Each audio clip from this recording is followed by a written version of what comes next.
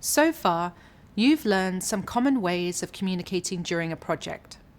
Let's take that a step further by learning how to create a communication plan that will help you manage all the different kinds of communication that will happen during a project.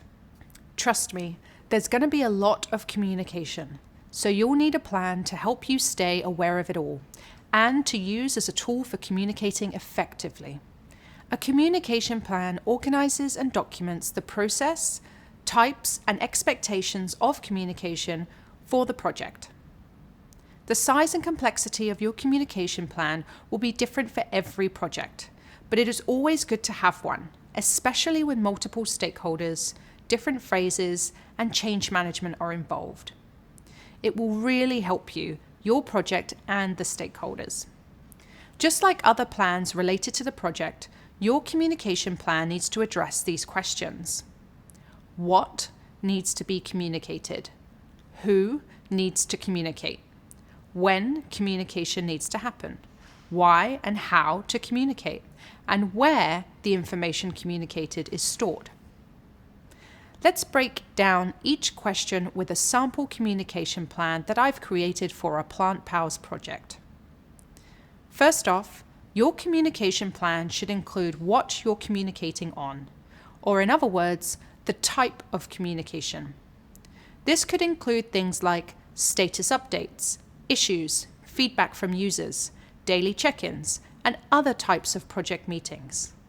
Then, you need to identify who you'll communicate with. These are the recipients of the information, like key stakeholders and the core project team. For each type of communication, record when to communicate. This includes the frequency, which is how often you'll communicate, and key dates like deadlines or major meetings. One thing to keep in mind is that not everyone needs to receive the same amount of information at the same time.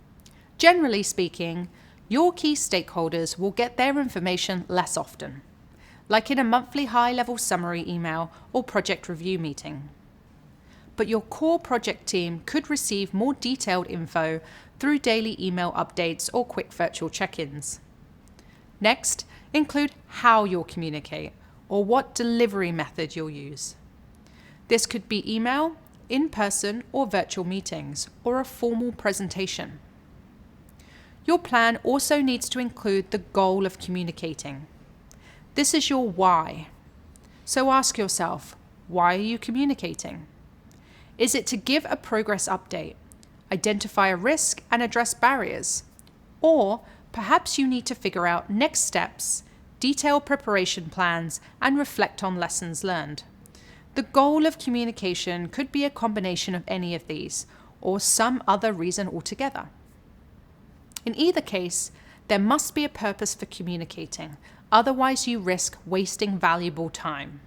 Finally, include where communication resources are located, along with any other notes. I'll talk more about best practices for storing information in the next video, but for now, try to remember that relevant information should be easily accessible so that you, your stakeholders, and your team can quickly find the resources they need to make decisions, work on tasks, get caught up, or provide updates. One more benefit to an effective communication plan is that it allows for continuity of the project's operations.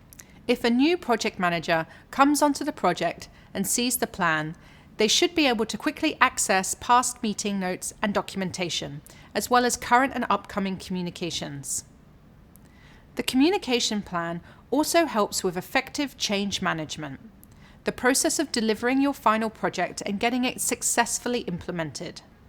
When others have access to the communication plan after you leave the project, they'll be able to fix any problems that might come up, make decisions, or apply similar processes to a new project. Hopefully by now, you're feeling more familiar with the ways a communication plan can lead your project to success. Keep in mind, this is just a basic plan, and there are lots of other ways to structure one.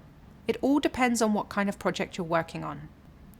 Up next, I'll take you through the details of a communication plan and show you how to use it to manage project communications effectively and efficiently.